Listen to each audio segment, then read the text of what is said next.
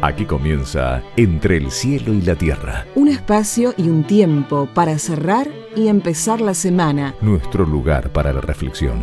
Entre el cielo y la tierra. Con la conducción del padre Guillermo Marcó y Hola, Máximo ¿qué tal? Buenas Manelli. noches, qué gusto volver a encontrarnos. ¿Cómo hacemos domingo a domingo acá en Radio Rivadavia? Este encuentro entre el cielo y la tierra. Padre Guillermo Marcó, buenas noches, ¿cómo estás? Buenas noches, Max, ¿cómo va? Muy bien, con muchas ganas de meternos. Hoy tenemos un temón, la verdad. Coincide con lo que se está celebrando de alguna manera en la Ciudad de Buenos Aires, esta Feria Internacional del Libro, los libros como puentes y miles de personas dando vueltas por la feria. Vamos a hablar de la lectura. Y para hablar de la lectura vamos a hablar con alguien que tiene una gran autoridad sobre el tema y además es muy ameno para conversar con él, el doctor Pedro Luis Barcia, que es presidente de la Academia Argentina de Letras, además es presidente de la Academia Nacional de Educación, y de su mano vamos a tratar de bucear un poquitito en el placer de la lectura. Todo esto hasta la medianoche acá, entre el cielo y la tierra. Quédate en Rivadavia. Acompañan Entre el cielo y la tierra. La Fundación Fragua. Medicus. La más alta calidad médica al servicio de nuestros asociados. Medicus es dar protección. Bolt Gaming, Sociedad Anónima. Tu heladera Philco habla de vos. Heladeras Philco, con toda la tecnología de termotanques RIM. Estamos cerca de lo que a vos te importa. Zurich, líder en seguros. 0800-333. Zurich. Banca Internet Provincia. Para ser siempre el primero. Para tener el banco abierto las 24 horas. Para operar donde quieras. Más fácil y más seguro. Banca Internet Provincia. Más tiempo en tu vida.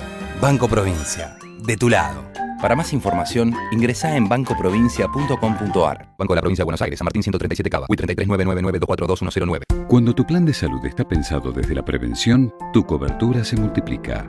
Por eso, si lo pensás, OSDEPIM es la mejor opción para vos y tu familia. Plan de Salud PYME te protege. Encontrá un plan a tu medida llamando al 0800-288-8432 o en nuestra web www.osdepim.com.ar. OSDEPIM, la obra social empresaria. Superintendencia de Servicios de Salud. Órgano de control 0800-222-SALUD 72583. www.ss-salud.gov.ar. Registro Nacional de Obras Sociales 401704. Registro Nacional de Entidades de Medicina Prepaga 1486. Y Praga Comunicaciones. Padre Guillermo, la Iglesia nos presenta en el Evangelio de este domingo de Pascua que venimos celebrando. Sexto domingo de Pascua. Nos presenta un Evangelio muy rico, muy cargado. Me llamó mucho la atención una de las frases. Jesús diciéndole a sus discípulos: les dejo la paz, les doy mi paz, pero no como la da el mundo. Y en estos tiempos donde por ahí tenemos cierta incertidumbre, donde pareciera que todo cambia y no sabemos cómo vamos a seguir, me parece que escuchar este mensaje de Jesús es interesante. Sin duda que sí, y creo que es importante entender que hay una paz verdadera, una paz que no viene del mundo, una paz que no es simplemente la ausencia de conflictos o la paz de los cementerios, sino que tiene que ver justamente con una paz que da Jesús. El Señor nos va como dejando en estos domingos desde sus modos de presencia, ¿no? Desde aquel encuentro en Emaús que nos dice que está al partir el pan ahí en la mesa de la Eucaristía, hasta ese cómo ardía nuestro corazón cuando nos explicaba la palabra, a entender que también la paz interior, la paz del alma, esa paz que se da por gracia en el corazón del hombre, es presencia, efecto de la presencia del Señor en nuestro corazón. Y por eso es tan lindo acercarse a la fe, cuando la gente dice, bueno, vivo en la intranquilidad, vivo muchas veces angustiado por las cosas que pasan. Ahora yo supongo que toda la gente de Capital y Gran Buenos Aires, cuando ve lluvia, digamos, se pone nerviosa, porque bueno, mucha gente la pasó muy mal. Y bueno, siempre la vida tiene una cota de incertidumbre grande y frente a eso también es bueno cultivar la paz del corazón, la paz del alma y pedirle a Dios que nos regale eso que es muy interior, que es muy personal y que solamente se consigue a través de la vida de oración, ¿no? ¿No corremos el peligro de que sea una especie de paz de autoayuda? Es decir, bueno, voy a Dios cuando tengo miedo de la tormenta y me refugio. No solamente eso, digamos, yo creo que al revés, justamente frente a la incertidumbre que la vida provoca, digamos, la paz interior es una paz que no que aún te ayuda a sobrellevar los conflictos. No es que el conflicto deje de existir, no es una aspirina como muchas veces se presenta a veces en la televisión. Pare de sufrir, digamos, ¿no? Bueno, la realidad es que al revés, yo diría, se sufre con paz, porque la vida tiene una cuota de sufrimiento que es inherente a la existencia. Hay una cuota de angustia existencial, ¿no? Y hoy me parece que también en el programa vamos a poder conversar sobre, algo que es muy inherente a esta búsqueda de paz interior, que tiene que ver con la lectura. Bueno, puede ser la lectura espiritual o la lectura de otro tipo de libros también, ¿no? Que nos dan certezas interiores o nos ayudan a pensar o a ver cómo otras personas resolvieron situaciones diferentes a lo largo de la historia. Un sueño fugaz entre la conciencia y la luz, y en la arena tibia sus huellas de paz que llegaban hasta la orilla del mar, y en la espuma brilla el sol su estela azul, y sobre las aguas sus pies de cristal marcaban el camino para continuar los pasos a la salvación. Y el sueño dejaba de ser un sueño para ser canción.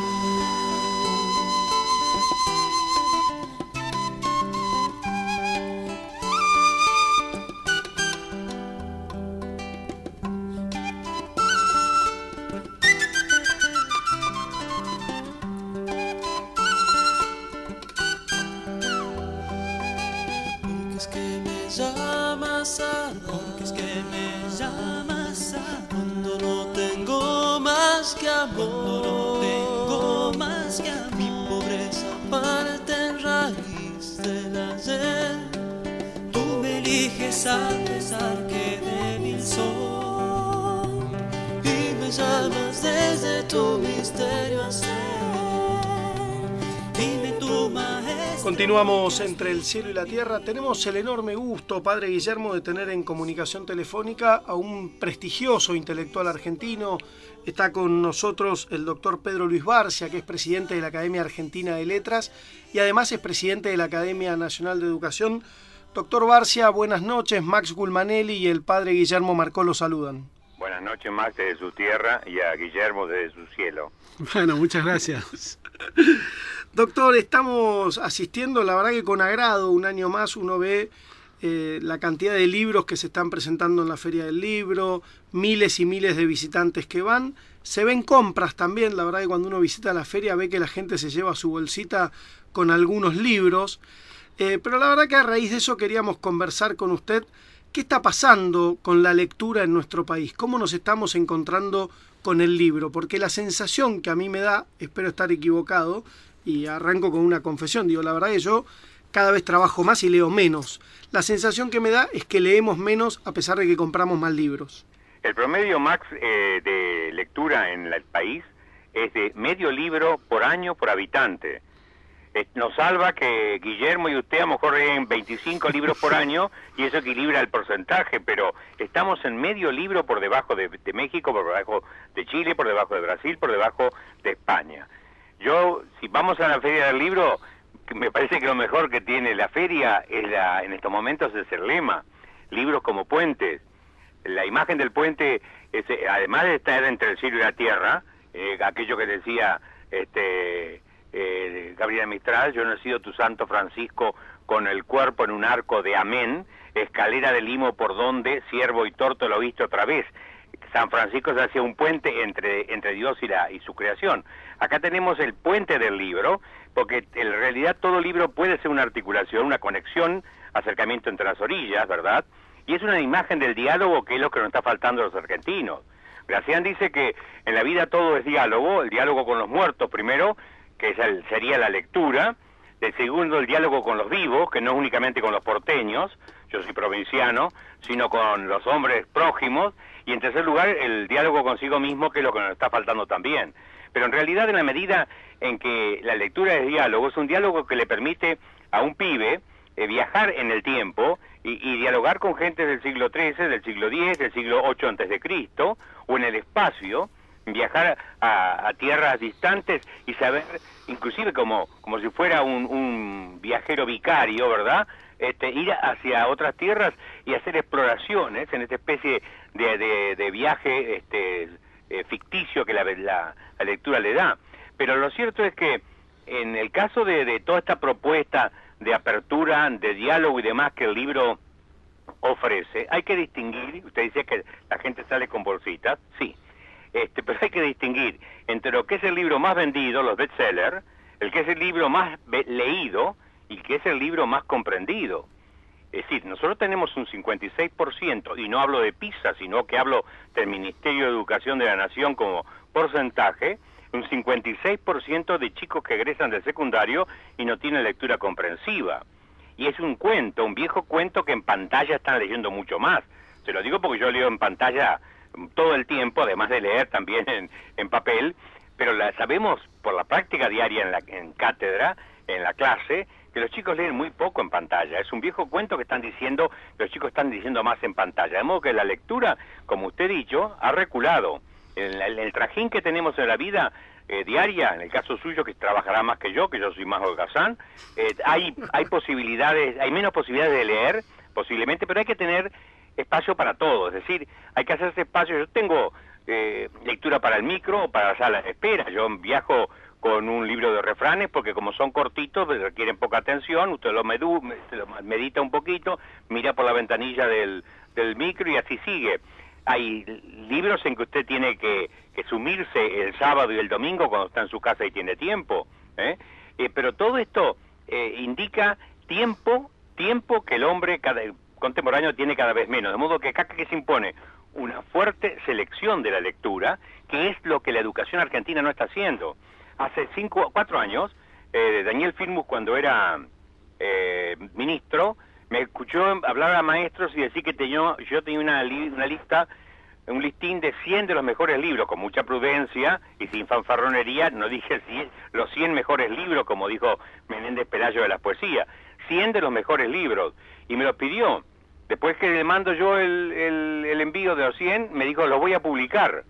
Entonces los publicó, 16.000 ejemplares de cada uno de estos 100 libros. Pero estos 100 libros están en las bibliotecas y lo que falta allí es un paso grandísimo, que es el de la motivación, que la maestra o el profesor lleve al chico a tomar el libro. Doctor, una opinión, una reflexión que me suscita todo lo que está diciendo, que comparto plenamente. Yo tuve la suerte enorme de tener 2 padres muy diferentes. Mi padre era muy afecto a más que nada a la vida al aire libre, a los deportes, era empresario, tenía otra cabeza. Mi madre era Peuser, era una larga tradición bibliófila de la Argentina, y por lo tanto nos inculcó desde chicos a mi hermano y a mí el amor por la lectura, por ir a exposiciones de arte o por llevarnos a museos, o no sé, era algo natural que cuando éramos chicos mamá se ve que le gustaba a ella y nos llevaba permanentemente a cosas de ese tipo. Y nos inculcó desde chicos la lectura, ¿no? Sí. Y la verdad que yo lo agradezco tanto porque, como digo, la persona que le gusta leer no se aburre nunca. Yo también tengo libros diferentes, hay libros que son para reflexionar, que son quizás más profundos, que uno no puede leerlos de corrido, uno lee una página, 2 y se tiene que quedar pensando, o a veces un párrafo solo. Y hay otros libros que son de lectura amena, como una novela, que uno se puede pasar, no sé, horas de una tarde leyendo, y la verdad que viaja, conoce otras personas, se hace amigos, se hace enemigos, llora, se ríe, ¿no? El libro para mí ha sido siempre una compañía. Terminar un libro es una especie de duelo, ¿no? que uno hace con esos personajes con los que se encariñó el tiempo que lo estuvo leyendo. Hay casos curiosos, Mac. Por ejemplo, yo tengo una sobrina que lee novelas de 600, 700 páginas. Eso para mí es imposible. Ya hago Dostoyevsky, que lo leí en su momento, no vuelvo más a 600 páginas. Cuando yo veo ese volumen me retrocedo respetuosamente. Hasta 300 digiero, pero ya 600 páginas no, porque supone mucho tiempo. Y le digo, ¿por qué lees? Y me dijo algo que es tremendo. Es solterona ella. Y me dice, porque yo estoy viviendo en esto durante mucho tiempo. Si fuera un libro cortito, claro, tengo que cambiar de casa. Claro, a mí me pasa que, por ejemplo... Tiene refugio en la lectura, ¿no? Yo he tenido, digamos, cuando uno lee Los Reyes Malditos, que son 7 tomos, y la verdad que a mí me encantaba saber que estaba por terminar uno y tenía la continuidad en el otro porque quería saber qué pasaba con esa historia, ¿no?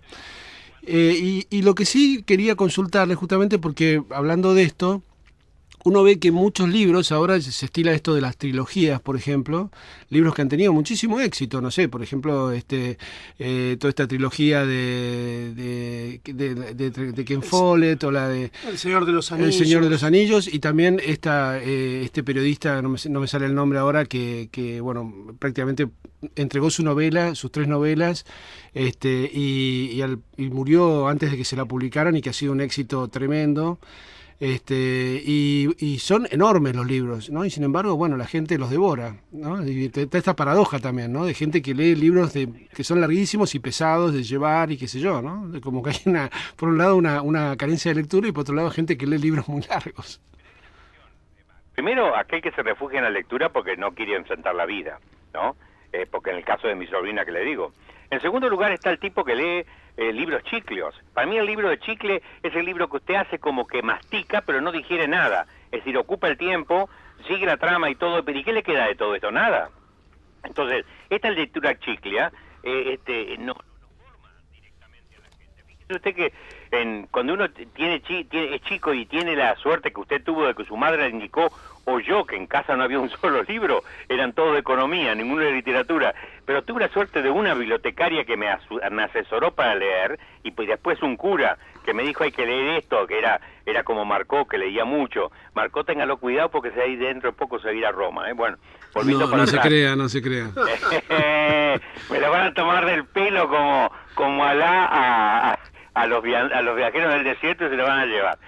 Volviendo a lo que decía, esta posibilidad de tener asesores que a uno le pueden diciendo, el tipo que me dijo que a los 14 años leyera El criterio de Balmer, bueno, es una suerte, un hallazgo. Hoy no encuentra docentes que le orienten al chico sobre qué tiene que leer, porque el docente no lee. Vamos a decir algo de pasada, algo cretino lo que voy a contar, pero me reúne ayer con todos los párrocos de La Plata.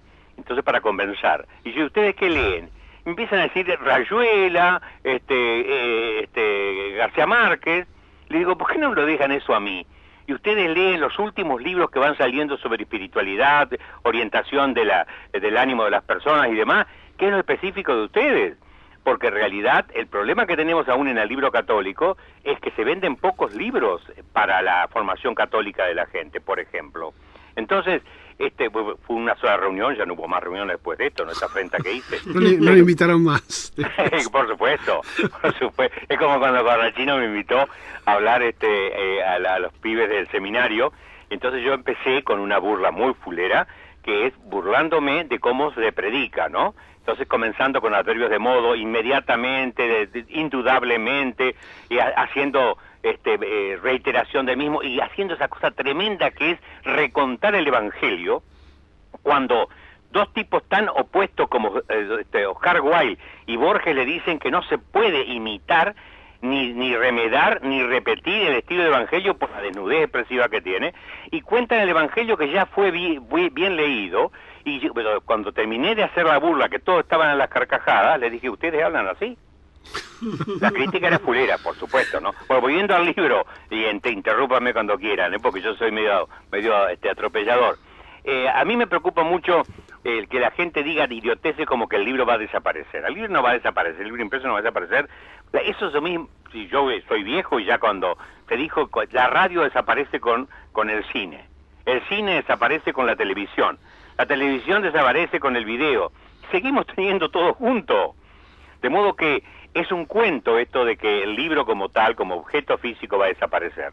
Lo que pasa es que la oferta que hace Internet es muy rica y, bueno, nos permite hacer todo tipo de búsqueda. Acabo de publicar, que presento esta tarde en la feria, un libro llamado Los Caminos de la Lectura en la Biblioteca del Libertador, donde he rescatado 250 portadas de la librería de San Martín, de la librería, como se dice entonces, de San Martín, porque se quemaron todos los libros en Lima, cuando los chilenos incendiaron la biblioteca, y entonces puedo mostrar al mundo qué es lo que tenía San Martín en su biblioteca, una investigación que Internet me lo permite. pero para saber de qué estamos hablando tengo que leer los libros. Doctor, ¿y qué recomienda ahora que tiene la radio? Porque digo, usted dice que le dio una lista a Filmos, pero nosotros no la conocemos. Ahora... Está publicada, está publicada en el sitio nuestro de la Academia de Letras. Usted entra en docencia, entonces de docencia, ahí hay un listín que se llama Biblioteca de Urgencia para Profesores, que sábado y domingo tiene que tener en su casa cuando está cerrado todo, para solucionar problemas. Y ahí están los 100, con una introducción de muy mala fe mía respecto de lo que se ha hecho con estas selecciones de texto, de los 100 textos. ¿Pero qué recomienda, por ejemplo, ahora para leer?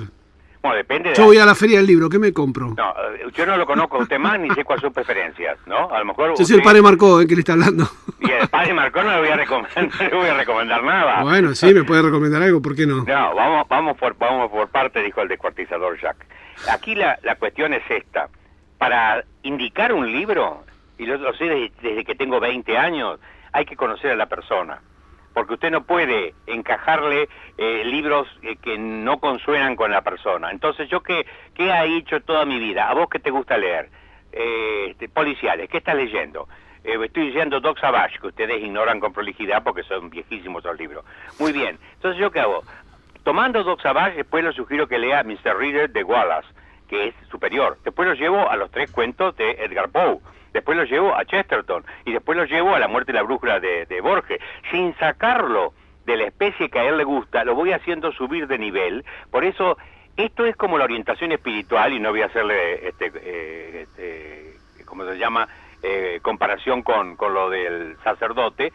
Es la orientación espiritual, es la orientación bibliográfica. No es fácil decir al voleo hay que leer tal cosa. Si yo le diría, por ejemplo, que a los 13 años, 14 años, todos los pibes tendrían que leer El criterio de Balmer. Le diría que a los 16 años todos los chicos tienen que leer Un mundo feliz de Huxley, para que se vean cómo este hombre vio lo que venía.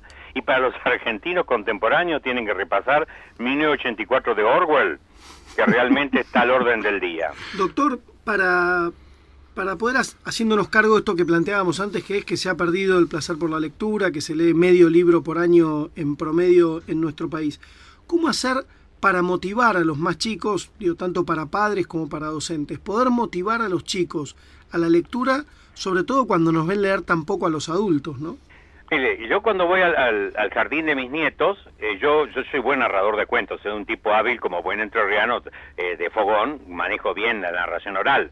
Y me dice la maestra, no tiene que leer, no tiene que hablar, tiene que leer. Bueno, entonces elegí un par de cuentos folclóricos que son los más animalísticos, que son los más cortitos de todos. ¿Qué atrevida la maestra a decirle eso al presidente de la Academia de Educación? Los docentes se animan a cualquier cosa. Qué gracioso. No, los docentes son como cura de pueblo, golpean a cualquiera. Entonces, Marcó no es de pueblo, es de capital. Pero entonces, yo soy entrerriano también de origen, ¿eh? ¿Sí? ¿De dónde usted? Mi familia es de Gualeguay. No me diga, sí. Te notaba algo bueno, fíjese. Bueno, volviendo a lo que decía. Entonces voy y le leo el cuento y me dice, tenía bien razón la maestra. Entonces termino de leer el cuento y le digo a los pibes, a mí me llamó la atención cuando terminó la primera vez que fui al jardín, leo el cuento y digo, ¿qué les pareció? Y las asociaciones que los pibes empezaron a hacer, el tigre estuvo muy mal porque el caballo fue bueno con él, hacer inducciones de actitudes, lo que llamamos los actitudinales, los docentes que nunca cumplimos, ¿cierto? De posiciones morales, de respeto a la palabra, pibes de jardín, ¿no? Bueno, entre los que estaban mis nietos. Entonces, esto me entusiasmó y digo, miren, ¿qué es lo que pasa con esto? Para que ustedes tengan la posibilidad de poder gozar de cuentos como tienen que aprender cómo se mueven. ¿Ves estos negritos que son las letras? Cómo estos negritos se colocan en la página blanca. Cuando ustedes manejen eso, ustedes con este objeto que se llama librito, lo lleva consigo, no necesita pila, no hay que enchufarlo, no hay que recargarlo, y tiene el gusto de poder abrirlo y tener este placer de escuchar, de oír hablar al libro sobre animales, sobre el cuento del loro, sobre el cuento del Quirquincho, etcétera, etcétera. Doctor, ¿nos aguardaría un segundito en línea nada más y enseguida continuamos con usted? Sí, cómo no.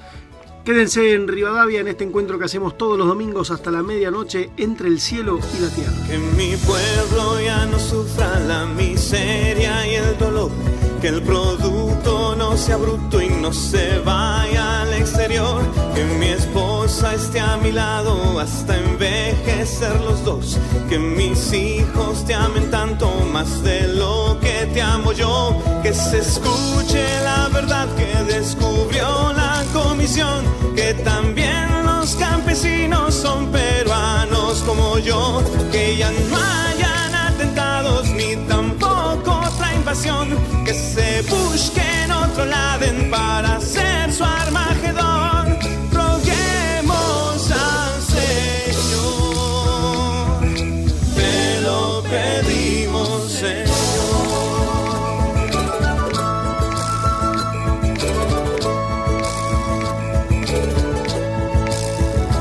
Que el Congreso no se aumente más su remuneración, que no les quiten la leche a las mamás del comedor, que bendigas a mi gente con salud y con amor, que mis viejos sigan vivos desafiando hasta el reloj, que mi Echamuri vuelva a primera división, que por fin se clasifique a algún mundial mi selección, que al Perú se le conozca por su gente y su valor, no por Laura, no por Bailey, menos por quien se fugó. Roguemos al Señor, te lo pedimos, Señor.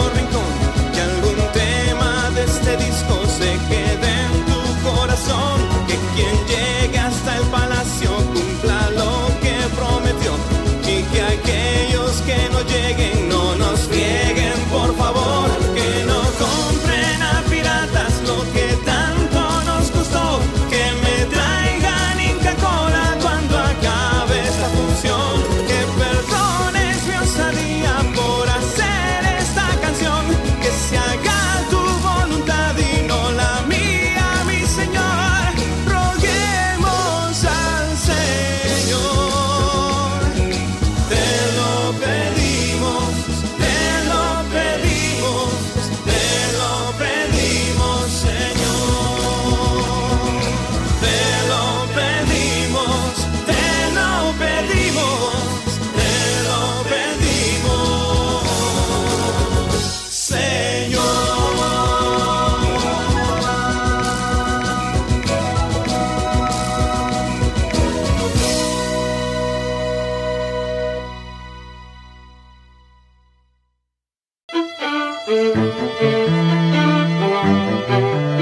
Entre el cielo y la tierra, un espacio y un tiempo para abrir y cerrar la semana. Seguimos juntos hasta la medianoche, estamos conversando, tenemos el enorme gusto de que esté con nosotros por teléfono el doctor Pedro Luis Barcia, es presidente de la Academia Argentina de Letras, es presidente además de la Academia Nacional de Educación. Estamos hablando de este hecho, ¿sí? De este fenómeno, de esta aventura que es leer.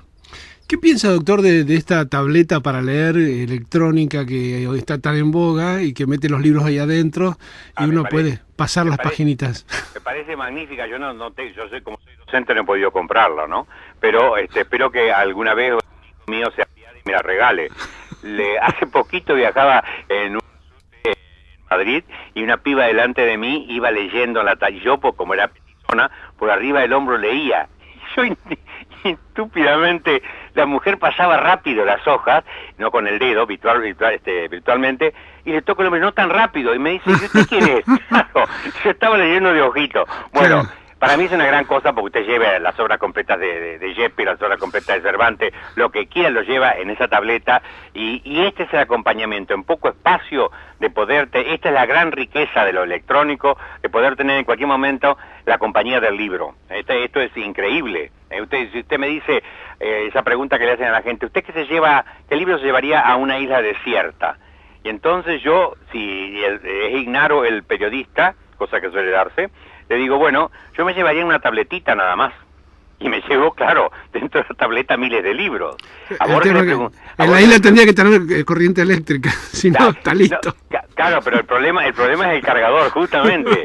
El problema, dígame a mí que estuve 5 días, casi 3 días encerrado con mi mujer sin luz y sin agua y sin nada acá, cuando la inundación, y de qué manera se nos iba acabando el celular, íbamos viendo las líneas como iban palideciendo hasta que desaparecía. Volviendo a lo que decía, esa gente que le pregunta qué llevaría una isla desierta, le preguntan a Borges, ¿qué libro llevaría? Dice, ¿qué 3 libros llevaría?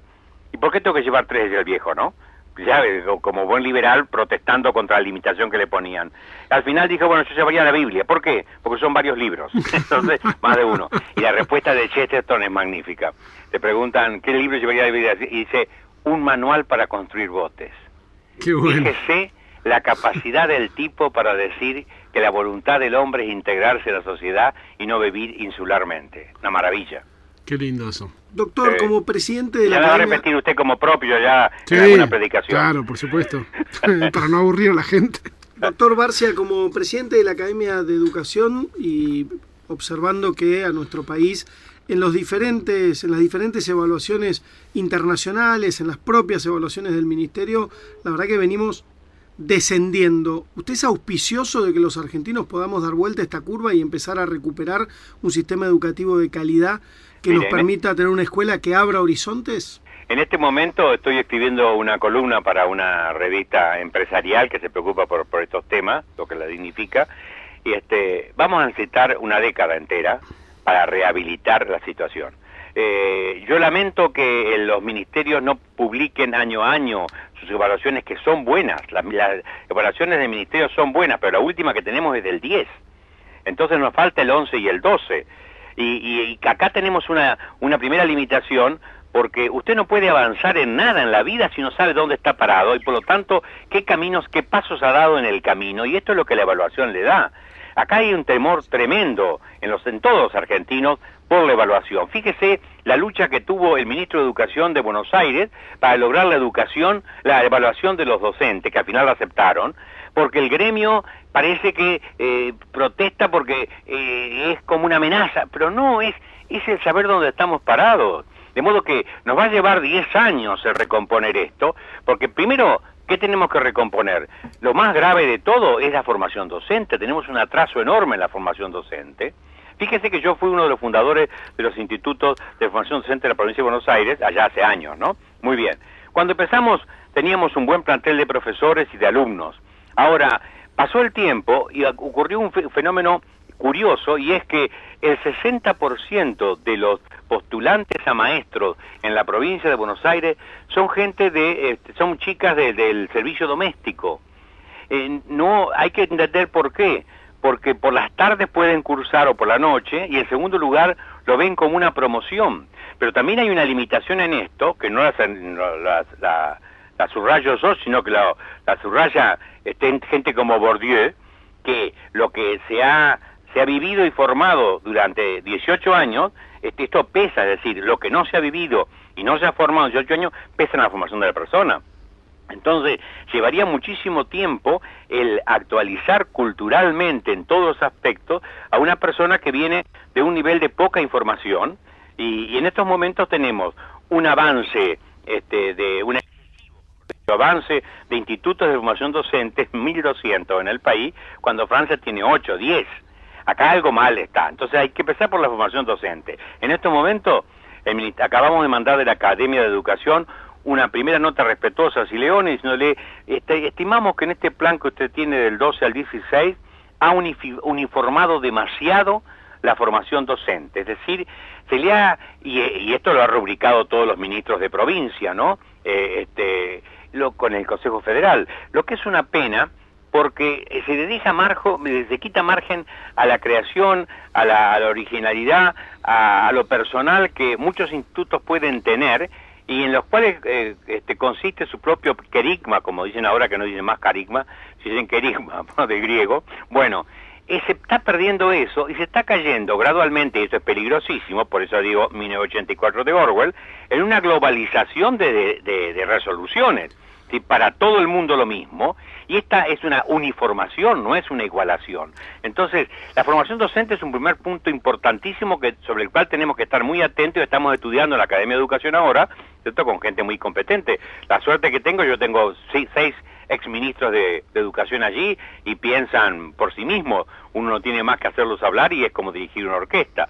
Volviendo a lo que digo, en primer lugar la formación docente, en segundo lugar, hay que hacer una lucha importantísima que no se tiene en cuenta y que es poner al chico en contacto con la realidad, porque tanto mundo virtual, que es importantísimo como articulación con el mundo real, el chico está perdiendo sentido de realidad. Entonces el pibe conoce muy bien lo que está pasando en Singapur, en Sri Lanka, pero no sabe lo que pasa en el barrio. Cuando éramos jóvenes, y no voy a poner como los viejos, que cualquier tiempo pasado fue mejor, ¿cierto? Se llama Enrique, me refiero al poeta, no al político. Entonces, usted salía al barrio, salía con la Kodak, sacaba fotos, entrevistaba a los viejos y le decía qué pasó, cómo era el barrio antes. Todo este contacto con la realidad que el chico lo está perdiendo por un exceso de virtualidad. Hay que tener mucho cuidado con esto. En estos momentos estamos, en primer lugar, estamos atrasados en la enseñanza de lectoescritura. Antes, por los métodos de la palabra generadora, por los métodos de Global o por el método Montessori, usted en primer grado ya les enseñaba a leer y en segundo leían con cierta fluidez. Estamos llegando a tercer grado y no saben leer.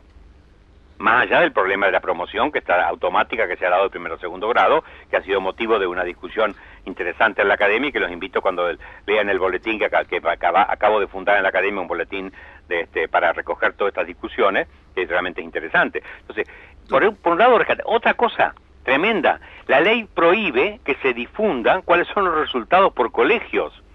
Entonces, ¿cómo va a ser usted para saber comparativamente? No vamos a comparar un colegio de altísimo nivel de cajetillas de tal barrio con uno de la parte sur de Buenos Aires. No, dentro del mismo barrio comparar los colegios. ¿Por qué es que un colegio se ha desarrollado tan bien y otro no? Entonces, ¿por qué? Porque el cambio y la modificación va a venir porque cada colegio asume un proyecto. Por eso esa uniformación es peligrosa, porque lo que lleva es a hundir.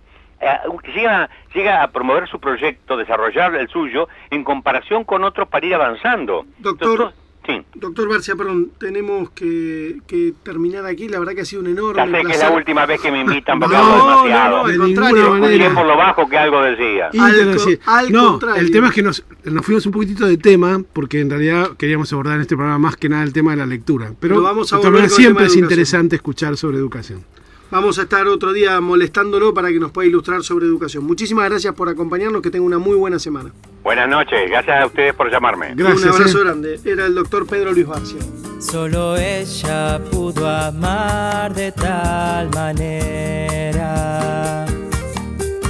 Solo ella pudo ser su mensajera. Solo ella descubrir que era Dios quien la elegía. Solo ella, solo María. Sos la madre de mis sueños y mi Dios. Sos la música del hombre y del amor.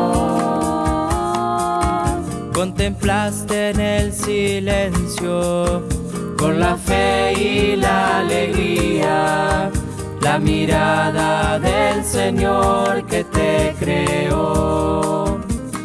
Entre el cielo y la tierra, un espacio y un tiempo para abrir y cerrar la semana. Padre Guillermo, disfrutábamos recién de esta extensa entrevista, pero la verdad que no la queríamos cortar porque ha sido un gusto enorme escuchar al doctor Pedro Luis Barcia. Esto de volver a acercarnos al libro, ¿no? Digo, poder encontrar el placer de la lectura. Yo insisto, hice la confesión delante del entrevistado, la vuelvo a hacer ahora. Digo, a mí me encanta leer, ¿sí? La verdad que me gusta, me provoca placer. Ahora, me cuesta mucho leer. Digo, yo después de un día muy extenso de trabajo, consumo periodismo político, veo 1 o 2 programas de periodismo, con lo cual cerca de las 12 de la noche me pongo a leer y duro 2 paginitas, digo, me cuesta mucho encontrar el momento. Y el fin de semana soy papá, digo, mis hijos me gastan, me tironean y me cuesta mucho encontrar, aunque sea media hora, para sentarme y disfrutar del libro. No, sin duda que hay momentos en la vida que se hace complicado, pero de todos modos hay personas que podrían leer y leer mucho y sin embargo también son grandes consumidores de televisión. Y creo que la experiencia es verdad, ¿no? Quizás para la televisión nada, vos prendés y te sentás enfrente y lo consumís pasivamente. El libro exige alguna iniciación, no siempre engancha en las primeras páginas, entonces es complicado a veces como ser guiado por la lectura, ¿no? Y descubrir esto, bueno, de todo lo que hay para leer, qué es lo que te gusta, ¿no? O qué autor. Bueno, sin duda, para empezar a leer, lo más fácil para engancharse para una persona que no ha leído nunca es la novela, porque la novela es ficción hecha página, hecha letra, y bueno, sin duda ahí uno encuentra algo atractivo, digamos, novela de cualquier género, las hay y a montones. Y después, como decía, yo soy un firme convencido de esto, que cuando uno se engancha con la lectura, después hay otro tipo de libros que no son para ficcionales, que son, puede ser que te guste la historia, son relatos de historia, que uno quiere, cuando empieza a profundizar, quiere conocer más del tema y por lo tanto los datos que aportan, las cosas que cuentan, mira, esto yo no lo sabía, es interesante, enriquece, uno siente que ahí realmente aprende más. Y después hay otro tipo de literatura que te ayuda más a reflexionar, a pensar, o que te aporta, no sé si es una literatura científica, datos sobre la materia que a vos te compete. En el caso de lo religioso, los libros para meditar también sirven muchísimo, ¿no? Y creo que Santa Teresa decía que ella durante años no se animaba a ir a la oración sin un libro para que la acompañara. ¿Por qué? Porque de alguna manera el libro permitía que ella... a la imaginación que le decía la loca de la casa no se le fuera en cualquier cosa de las que tenía que hacer o de aquellas que recordaba, sino que más bien el inicio de la lectura en la oración la concentraba bastante para poder ponerse en presencia de Dios, ¿no? Esto que planteaban vos y el doctor Barcia hace un rato, ¿no? Digo, cuando uno lee, hace amigos, enemigos, viaja, conoce lugares, se conoce a sí mismo de alguna manera proyectado en personajes. Yo muchas veces cuando voy a las escuelas le digo a los chicos, ¿no sé si viste la película El león, la bruja y el ropero, Narnia? Sí. Bueno, me parece que el libro es como el ropero de Narnia, ¿no? Digo, vos ves la tapa, lo ves ahí inerte y sin embargo cuando lo abrís empezás a pasar, al principio cuesta entrar en el libro y uno empieza entre esos tapados pesados que estaba al principio y después hay un mundo maravilloso, sin fin, que obviamente no tiene límites, en el cual uno puede meterse a bucear. Sin duda que sí. Un pequeño disentimiento con el doctor Barcia cuando decía que bueno, hay gente que lee para huir de la vida. Bueno, yo creo que hay veces que hay existencias que son, digamos, de por sí por ahí más grises o más comunes, que la literatura le ayuda un poco como a que aquello que no experimenta en primera persona, bueno, lo puede experimentar quizás a través de la lectura. Ojalá nuestra vida fuera una aventura y estuviera llena de color y fuera emocionante, pero bueno, muchas veces no se da, ¿no? Entonces no es tanto huir de la vida, sino quizás ponerle a la vida aquello que a la vida de uno le falta, ¿no? Sí, también el libro puede ser una enorme oportunidad. En medio de toda esta locura, de la vorágine en la que vivimos, puede ser una invitación, aunque sea una vez por semana, 2 veces por semana, bajar las rotativas, ¿no? Apagar el celular, apagar las pantallas y decir, bueno, voy a estar en silencio y me voy a meter un ratito en el libro.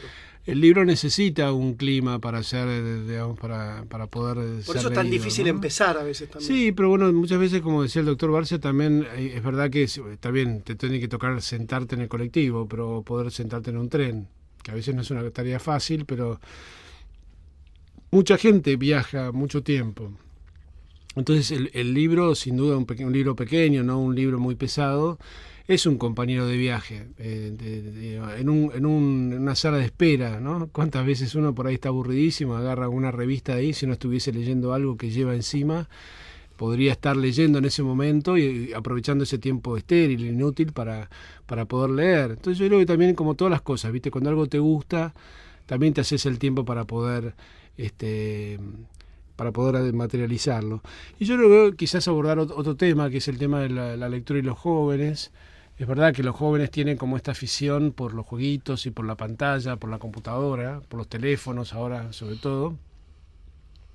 Y que es un mito que el joven lee mucho por la pantalla. Me parece que la lectura de la pantalla es una lectura totalmente fraccionada, pequeña, de frases cortadas que no se sabe ni a dónde va ni de dónde viene. Excluyendo cuando la pantalla es un medio para leer un libro. Ahí estás leyendo un libro. Claro, definitiva. sí, pero eso ya es una pantalla que sirve para leer, exclusivamente para leer un libro. Pero normalmente lo que uno lee, lo que los jóvenes, no sé, que están estudiando en la universidad, leen son pedacitos de cosas, ¿no? Cuando al estilo Wikipedia, que uno pone y después corta y pegue, ¿no? Se saca un pedazo de un lado, otro de otro.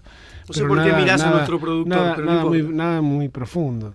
Que es importante, digamos, agarrar un libro y digamos, meterse en esa historia y leerlo hasta el final. Yo me acuerdo que tenía una frase muy grabada de mi madre, que los libros no se dejan. Cuando uno empieza un libro tiene que hacer el esfuerzo mental e intelectual, diría yo también, a veces de pasar. A mí me pasó mucho con Tolkien, por ejemplo, que es un libro que me fascinó, El Señor de los Anillos, pero realmente la primera mitad, casi la primera mitad del primer libro, que son libros largos, me pareció terrible, ¿no? Era un esfuerzo grande leerlo, no era un placer. Y bueno, una vez que uno pasó todo ese mundo de datos, de un mundo absolutamente nuevo, que es el que él describe en su imaginación cuando narra esta historia, bueno, después es absolutamente fascinante. Yo coincidí con tu madre muchos años. A esta altura de mi vida yo hago el primer esfuerzo, penetro esa primera barrera, digamos, como los tapados del placar, del ropero, ¿sí? Pero la verdad que pasada esa primera barrera, si el libro me parece malo, por respeto a mí mismo, ahí sí ya abandono. No abandono de entrada. Yo te diría, puede ser que el libro te parezca malo, pero digamos, siempre cuando el libro tiene una buena recomendación, sobre todo son libros muy famosos, bueno, quizás uno está advertido que tiene que pasar por esta primera experiencia, es un poco árida. Cuando yo, digamos, la verdad que agarro un libro que es malo y no tiene ninguna fama de bueno, no me cuesta dejarlo. Pero en el caso del Señor de los Anillos, mucho antes de que existiera la película, bueno, yo sabía que había toda una riqueza en Tolkien, que él planteaba un universo distinto, que era un universo salido de su imaginación, que había valores profundamente cristianos en lo que él escribe, de la lucha del bien y el mal. Bueno, había algo interesante para descubrir y que sin duda había que pasar por ese pantano pesado al principio, porque para que vos entiendas ese mundo que él describe, que es un mundo totalmente nuevo, de personajes distintos, bueno, cuesta acordarte de quién es un elfo, que ahora la gente ya vio las películas, más o menos, calculo que cualquiera que agarre el libro ahora le resulta más fácil, porque ya vio una película. En el caso de eran todas descripciones de cómo eran los personajes, cómo eran los lugares donde vivían, todo era como medio árido. Bien, padre, pero también es cierto que el libro te permite la fascinante aventura de vos imaginarte el personaje. O sea, el autor pone un primer límite y dice, bueno, se imaginó esto. Ahora, vos te subís a los hombros del autor y te reimaginás el elfo pero como yo vos creo querés. Sí, que eso es lo que tiene de rico para mí el tema del libro. El libro te hace descripciones, pero después cada uno en su sistema mental funciona diferente y por lo tanto va construyendo, también va aportando esa construcción una gran cuota de su imaginación, de cómo lo percibe, de cómo es. Hay un autor que me gusta mucho, que he leído últimamente, que es Ruiz Zafrón, es un autor español. Él es barcelonés, una mezcla de García Márquez y Borges, según dicen los críticos, y escribe mucho sobre Barcelona, y una de las cosas, de las quizás claves de entendimiento de sus libros, es un lugar que se llama el Cementerio de los Libros Olvidados, en donde en La Sombra del Viento él tiene que ir, digamos, su padre, que es librero, lo lleva a este lugar y tiene que elegir un libro, y ese libro lo va a acompañar a lo largo de toda su vida, ¿no? Entonces, cuando él elige un libro, de alguna manera a partir de la lectura que él hace del libro, los personajes del libro se van incorporando a la realidad, que ya no sabe si es la ficción o es su vida, ¿no? Entonces, es muy lindo lo que está de fondo, como que en esos personajes, aún que habían muerto, aparentemente habían sido olvidados, al leer el libro, esos personajes vuelven a la vida, ¿no? Es como que cuántas historias duermen en los anaqueles de tantas bibliotecas, que cuando son tomados por una persona, otra vez esos personajes cobran vida, ¿no? Y la persona que escribió también de alguna manera vuelve a la vida. Entonces, es interesante, ¿no? El tema. Las bibliotecas para mí están llenas de misterio, ¿no? Yo tengo la suerte de tener una buena biblioteca, y tengo el recuerdo de una casa muy grande que tenía la familia de mi padre, y había un lugar que era la biblioteca, al que se entraba, digamos, casi a escondidas, porque estaba cerrado siempre, Y el olor de los libros mezclado con el olor a madera, para mí es un olor que tengo muy grabado en cosas de la infancia. Me parecía un misterio, ¿no? Y yo creo que hay algo de misterio en el libro de papel que ojalá no se pierda nunca. Para ustedes que nos estuvieron acompañando, agarran un libro mañana cuando se levanten, cuando vuelvan del trabajo, animarse a reencontrarse con la fascinante aventura de viajar a través de un libro, la aventura de leer. Padre Guillermo, nos vamos a reencontrar la semana que viene. Nos acompañaron Elías Cisterna en la producción general y Toto Berlingeri en la operación técnica. Gracias, que Dios los bendiga y hasta la semana que viene. Acompañaron Entre el cielo y la tierra la Fundación Fragua. Medicus, la más alta calidad médica al servicio de nuestros asociados. Medicus es dar protección. Bolt Gaming, Sociedad Anónima. Tu heladera Philco habla de vos. Heladeras Philco, con toda la tecnología de termotanques RIM. Estamos cerca de lo que a vos te importa. Zurich, líder en seguros. 0800-333. Zurich. Banca Internet Provincia. Para ser siempre el primero. Para tener el banco abierto las 24 horas. Para operar donde quieras. Más fácil y más seguro. Banca Internet Provincia. Más tiempo en tu vida. Banco Provincia. De tu lado. Para más información, ingresá en bancoprovincia.com.ar. Banco de la Provincia de Buenos Aires, San Martín 137 Cava, WIT 339992422109. Cuando tu plan de salud está pensado desde la prevención, tu cobertura se multiplica.